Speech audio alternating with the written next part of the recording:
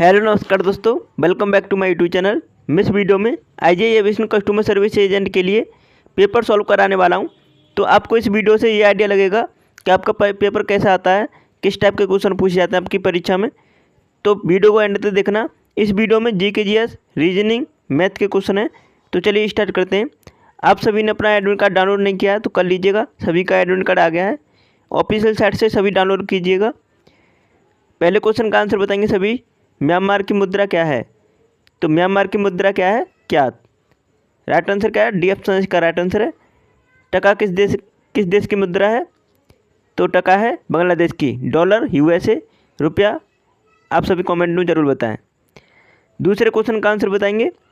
एक पिता और उसके पुत्र की औसत आयु 24 वर्ष है। 6 वर्ष बाद उनकी आयु का औसत क्या होगा? देखो सिंपल सा क्वेश्चन पूछा गया है। एक पिता और पुत्र की औसत आयु दे रखी है 24 वर्ष। अब पिता और पुत्र कितने हुए? 2। अब 2 हुए लेकिन 24 वर्ष दे रखा है इन दोनों का औसत।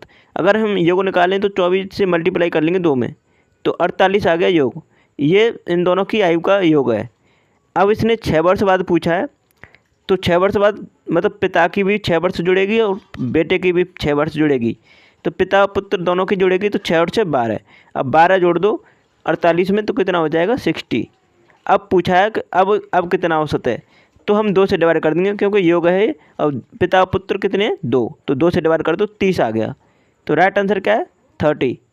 पहला ऑप्शन करेक्ट आंसर है। तीसरे क्वेश्चन का आंसर बताएंगे सभी। थॉमस कप का संबंध किस खेल के साथ है? तो थॉमस कप का संबंध है, अब सभी को बताएं किस खेल के साथ है थॉमस कप का संबंध? तो बैडमिंटन से। करेक्ट आंसर क्या है? डी ऑप्शन इसका राइट आंसर है। चौथे क्वेश्चन का आंसर बताएंगे। भिन्नों 2:3, 8/15 और 4/27 का लघुत्तम समावर्तक एलसीएम क्या होगा? देखो इस टाइप के क्वेश्चन इंपॉर्टेंट होते हैं। कैसे करना होता है ये? जैसे 2/3, उसके बाद 8/15, उसके बाद 4/27।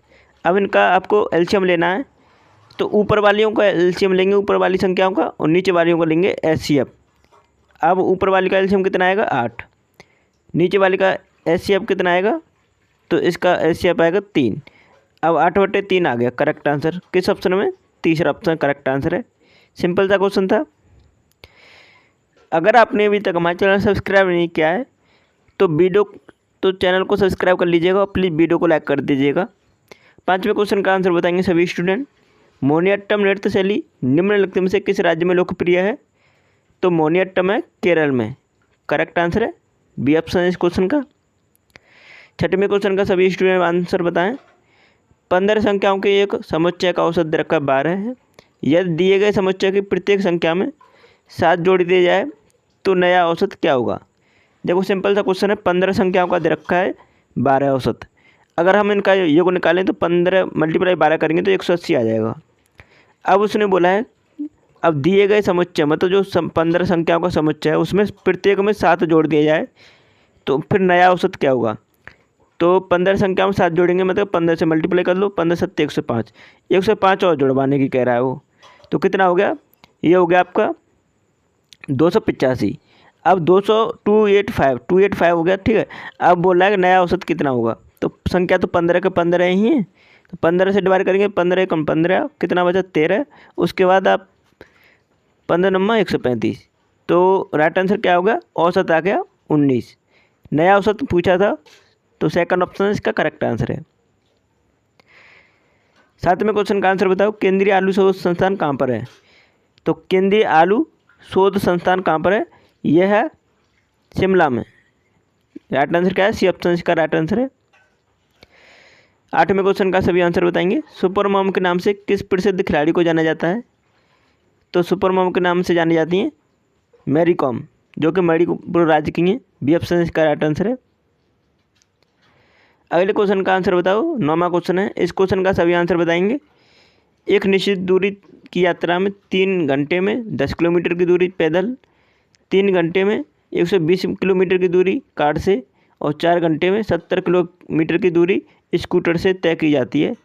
पूरी यात्रा के दौरान औसत चाल कितनी है? तो औसत चाल पूछिए आपसे। देखो सिंपल सा क्वेश्चन है। कैसे करना है? आप सभी इस क्वेश्चन का आंसर बताओ कमेंट में। तो चलिए सॉल्व करते हैं। तो हम सभी जानते हैं कि औसत जब भी निकालते हैं तो हम कैसे निकालेंगे, स्पीड और टाइम में total distance upon total time. तो टोटल डिस्टेंस निकालेंगे तो कितनी दे रखी है, 10 किलोमीटर, 120 किलोमीटर, उसके बाद 70 किलोमीटर। इन तीनों को जोड़ते हैं तो 180 किलोमीटर कितना हो जाता है, सॉरी 200 किलोमीटर हो जाता है। इन तीनों को जोड़ते हैं तो 200 किलोमीटर आ गया। अब टोटल टाइम कितना हो रहा है, 3 घंटे, 3 घंटे और यहाँ पे दे रखा है 4 घंटे, तो टोटल टाइम होगा 10 घंटे। अब हमें औसत चाल पूछिए तो इस इतने से डिवाइड कर देंगे 10 से, तो 20 किलोमीटर पर आवर उसकी स्पीड आ गई। तो राइट आंसर क्या है, सेकंड ऑप्शन में करेक्ट आंसर है। इजीली दे सकते थे इस क्वेश्चन का आंसर। 10वें क्वेश्चन का आंसर बताएंगे, सबसे अधिक क्षेत्रफल वाला राज्य कौन सा है। तो अब सबसे अधिक क्षेत्रफल है राजस्थान राज्य का।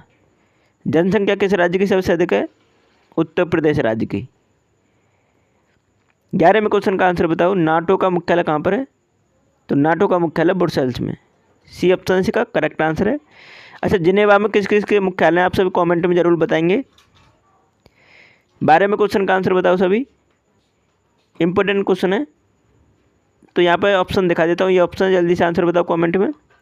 तो एक विशिष्ट कुछ भाषा में दे रखा है, अडल्ट का कोड दे रखा है 53, उसके बाद लेक का कोड दे रखा है 23 और हेवन का कोड बताना है।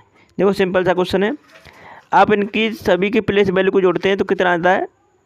जैसे कि ए की प्लेस वैल्यू 1, डी की प्लेस वैल्यू 4, यू की प्लेस वैल्यू 21, एल की प्लेस वैल्यू 12, टी की प्लेस वैल्यू 20। इन सभी को जोड़ते हैं तो 58 आता है, 58 आता है। लेकिन 58 नहीं, यहाँ पर 53 दे रखा है। कैसे दे रखा है, ये है 5 अक्षर। अब 58 में से 5 माइनस करेंगे तो 53 ही आएगा। आपको समझ में आ रहा होगा। अब लेक के कोड को जोड़ेंगे तो लेक का कोड इन सभी को जोड़ते हैं तो कितना आता है, 27। आप सभी जोड़ लीजिएगा, 27 आता है। अक्षर कितने हैं, 4, तो माइनस के 4 कर दो, 23 आ जाएगा। उसी प्रकार यहाँ पे देखेंगे हेवन को, तो एच का प्लेस वैल्यू होती है 8, ई की 5, ए की 1 और वी की 22, ई की 5 फिर से और एन की 14। अब इन सभी को जोड़ते हैं कितना आता है, तो ये आता है आपका 36, उसके बाद 41, 41, 42, 42 और 13, 55 आता है। अब यहाँ पर कितनी अक्षर हैं, तो 6 अक्षर हैं। तो 55 में से 6 माइनस कर दो, 49 आ जाएगा। 49 दे रखा है तीसरे ऑप्शन में, करेक्ट आंसर। सिंपल सा क्वेश्चन था। 13वें क्वेश्चन का आंसर बताएंगे, अंटार्कटिका में तीसरे भारतीय शोध केंद्र की आधारशिला जिस नाम से रखी गई है वह है भारती। तो बी ऑप्शन का राइट आंसर है। 14वें क्वेश्चन का आंसर बताएंगे सभी स्टूडेंट, न्यूमेस्टेटिक किसका अध्ययन है। तो न्यूमेस्टेटिक्स ये है सिक्कों का अध्ययन। ये ऑप्शन इसका राइट आंसर है। 15वें क्वेश्चन का आंसर बताओ सभी, प्राचीन शहर हम्पी डैश साम्राज्य की राजधानी था। तो हाँ, हम्पी था विजयनगर साम्राज्य की राजधानी। तो पहला ऑप्शन इसका राइट आंसर है। आपने अभी तक हमारे चैनल सब्सक्राइब नहीं किया तो कर लीजिएगा। प्लीज़ वीडियो को लाइक कर दीजिएगा, शेयर कर दीजिएगा। आपने हमारी सभी वीडियो अब तक नहीं देखी है, इसका लिंक आपको मैंने इसी वीडियो को डिस्क्रिप्शन में दे दिया है।